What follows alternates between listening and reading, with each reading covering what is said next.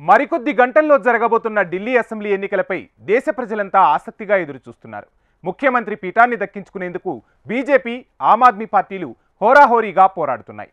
రాజధానిలో ఉనికిని చాటుకోవడానికి కాంగ్రెస్ పార్టీ విశ్వ ప్రయత్నాలు చేస్తోంది. అవినీతి ఆరోపణల నేపథ్యంలో కేజ్రీవాల్ పార్టీ ఈసారి అష్టకష్టాలు పడుతోంది. ఆప్ నుంచి అధికారం లాక్కోవడానికి భారీ ఎత్తున బీజేపీ అస్త్రశస్త్రాలను మోహరించింది.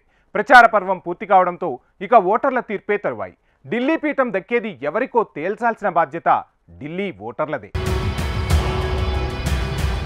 దేశ రాజధానిలో చలికాలంలో ఎన్నికల వేడి రాజుకుంది. ప్రపంచంలోనే అతి పెద్ద నగరాల్లో ఒకటిగా నిలిచింది ఢిల్లీ. వివిధ రాష్ట్రాల నుంచే కాకుండా ప్రపంచ దేశాల ప్రజలు కూడా ఈ నగరం వైపు ఆసక్తిగా చూస్తూ ఉంటారు.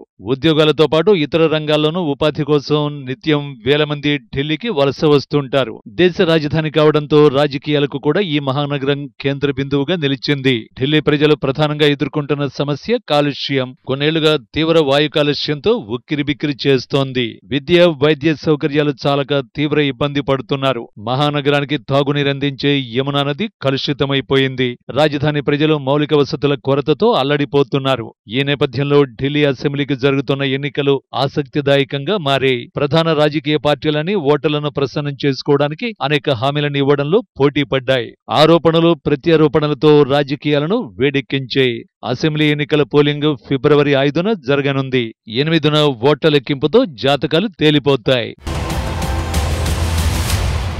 ఢిల్లీలో మొత్తం 1.55 కోట్ల మంది ఓటర్లు ఉన్నారు. వీరిలో 2.08 లక్షల మంది తొలిసారిగా ఓటు హక్కును వినియోగించుకోబోతున్నారు. పోలింగ్ కోసం 13,033 పోలింగ్ కేంద్రాలను ఏర్పాటు చేశారు. 85 ఏళ్లు పైబడిన వారికి ఇంటి నుంచి ఓటు వేసే సదుపాయాన్ని కల్పించనున్నట్లు ఎన్నికల సంఘం తెలిపింది. ఢిల్లీ అసెంబ్లీలోని మొత్తం 70 స్థానాలకు గాను 699 మంది అభ్యర్థులు బరిలో నిలిచినట్లు ఎన్నికల సంఘం ప్రకటించింది. 2020 అసెంబ్లీ ఎన్నికలతో పోలిస్తే ఈసారి పోటీ చేసేవారి సంఖ్య కాస్త ఎక్కువే ఉంది. ఈ ఎన్నికల్లో ఆప్, కాంగ్రెస్ అన్ని స్థానాల నుంచి పోటీ చేస్తుండగా బీజేపీ 68 చోట్ల తన అభ్యర్థుల్ని దించింది. మిగతా 2 సీట్లను తన మిత్రపక్షాలైన జేడీయూ, ఎల్జేపీలకు కేటాయించింది. బీఎస్పీ 69 చోట్ల అభ్యర్థుల్ని పోటీలో ఉంచింది. ఆప్ అధినేత మాజీ సీఎం అరవింద్ కేజ్రీవాల్, బీజేపీ అభ్యర్థి పర్వేష్ వర్మ, కాంగ్రెస్ అభ్యర్థి సందీప్ దీక్షిత్ పోటీ చేస్తున్న న్యూఢిల్లీలో అత్యధికంగా 23 మంది పోటీలో ఉన్నారు. ప్రచార పర్వం ముగియడంతో ఫిబ్రవరి 5న జరిగే పోలింగ్ కోసం దేశమంతా ఎదురు చూస్తోంది. ఎన్నికల్లో ఢిల్లీ ఓటర్లు ఏ పార్టీకి అధికార పట్టం కట్టబెడతారన్న దానిపై ఆసక్తి నెలకొంది. గత 3 అసెంబ్లీ ఎన్నికల్లో విజయం సాధించి ఢిల్లీని పాలిస్తున్న ఆమ్ ఆద్మీ పార్టీ ప్రస్తుతం ఎదురీదుతోంది అనేది సుస్పష్టం.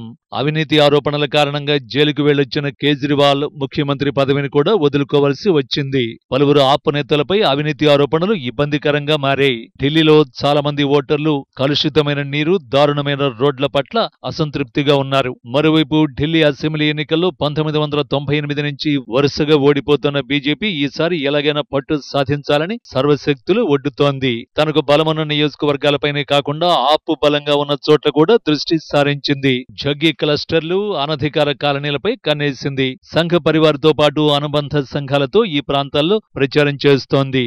అయితే బీజేపీ బాగానే పుంజుకున్నా ఆ పార్టీలో కేజ్రీవాల్ ను ఢీకొట్టగలిగే స్థాయి నేత లేకపోవడం ఇబ్బందిగా మారింది. ముఖ్యమంత్రి అభ్యర్థిని ప్రకటించకపోవడం బీజేపీకి కొంత మైనస్సే. ఇక దేశ రాజధానిలో ఉనికిని కాపాడుకునేందుకు గట్టిగానే పోరాడుతోంది కాంగ్రెస్ పార్టీ. ప్రధాన పోరు బీజేపీ ఆపుల మధ్య జరుగుతోందని స్పష్టం కావడంతో కాంగ్రెస్ ఊసులో లేకుండా పోయింది. కాంగ్రెస్ ఓటు బ్యాంకు ఆ 2 పార్టీలకు తరలిపోతుందనే ఆందోళన ఆ పార్టీ నేతల్లో కనిపిస్తోంది. దళితులు, మైనారిటీల ఓట్లను తిరిగి సంపాదించేందుకు కాంగ్రెస్ నాయకులు, అభ్యర్థులు బాగానే కష్టపడుతున్నా ఎంతవరకు ఫలితమిస్తుందన్నది చెప్పలేమంటున్నారు.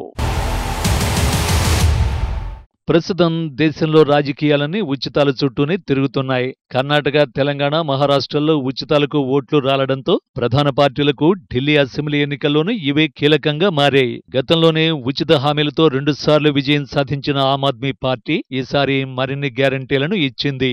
ఆ ప్రభుత్వం ఢిల్లీలో విద్య, వైద్యంలో చేపట్టిన చర్యలతో పాటు ఉచిత విద్యుత్, తాగునీరు గత 2 ఎన్నికల్లో అద్భుత ఫలితాలను ఇచ్చాయి. మహిళలకు ఉచిత బస్సు ప్రయాణము ఫలించింది. ఈసారి అదే బాటలో ఆప్ పయనిస్తోంది. మహిళలకు నెలకు 2100 రూపాయల చొప్పున ఇస్తామని ప్రకటించింది. ఆమ్ ఆద్మీ పార్టీకి పోటీగా బీజేపీ కూడా ఉచిత వాగ్దానాల వాన కురిపించింది. ఎన్నికల పోలింగ్ తేదీ సమీపించిన చివర్లో కేంద్ర బడ్జెట్లో ఆదాయ పన్ను మినహాయింపును 12 లక్షలకు పెంచడం ద్వారా బీజేపీ బౌన్సర్ వేసింది. ఢిల్లీలో 67% మంది మధ్యతరగతి ప్రజలు ఉన్నారు. బడ్జెట్లో ఆదాయ పన్ను మినహాయింపు ద్వారా మధ్యతరగతిని బీజేపీ ఆకట్టుకుంది. తాము అధికారంలోకి వస్తే ఆ ప్రభుత్వ హయాంలో చోటు చేసుకున్న అవినీతి కుంభకోణాలపై దర్యాప్తు చేసేందుకు సిట్ ఏర్పాటు చేస్తామని బీజేపీ వెల్లడించింది. ఇది కేజ్రీవాల్ కు భారీ షాకే. కాంగ్రెస్ పార్టీ కూడా తాను తక్కువ తిన్నానా అన్నట్లు ఉచితాలను కుమ్మరించేసింది. కులగణన చేపడతామని హామీ ఇచ్చింది. ఢిల్లీ అసెంబ్లీ ఎన్నికల్లో విజయమే లక్ష్యంగా ప్రధాన పార్టీలన్నీ ప్రచారంతో హోరెత్తించాయి. బీజేపీ తరఫున ప్రధాని నరేంద్ర మోడీ, కేంద్ర హోంమంత్రి అమిత్ షా, పార్టీ అధ్యక్షుడు జేపీ నడ్డా, రాజ్నాథ్ సింగ్, బీజేపీ పాలిత రాష్ట్రాల ముఖ్యమంత్రులు, ముఖ్య నేతలు ఢిల్లీని మోహరించి భారీ స్థాయిలో ప్రచారం చేశారు. ఆదివారం ఒక్కరోజే బీజేపీ 80 ర్యాలీలు నిర్వహించింది. కాంగ్రెస్ పార్టీ తరఫున అధ్యక్షుడు మల్లికార్జున ఖర్గే, అగ్రనేతలు రాహుల్ గాంధీ, ప్రియాంక గాంధీ తదితరులు ప్రచారంలో పాల్గొన్నారు. ఆమ్ ఆద్మీ పార్టీ తరఫున అధినేత మాజీ CM Arvind Kejriwal, Delhi CM Atishi, Punjab CM Bhagwant Mann ప్రచారంలో పాల్గొన్నారు. అగ్రనేతలు తమ మాటల తోటాలతో ప్రచారాన్ని హోరెత్తించారు. ఆరోపణలు, ప్రత్యారోపణలు, వాగ్దానాలతో రాజధాని ఓటర్లను ఆకట్టుకునే ప్రయత్నం చేశారు.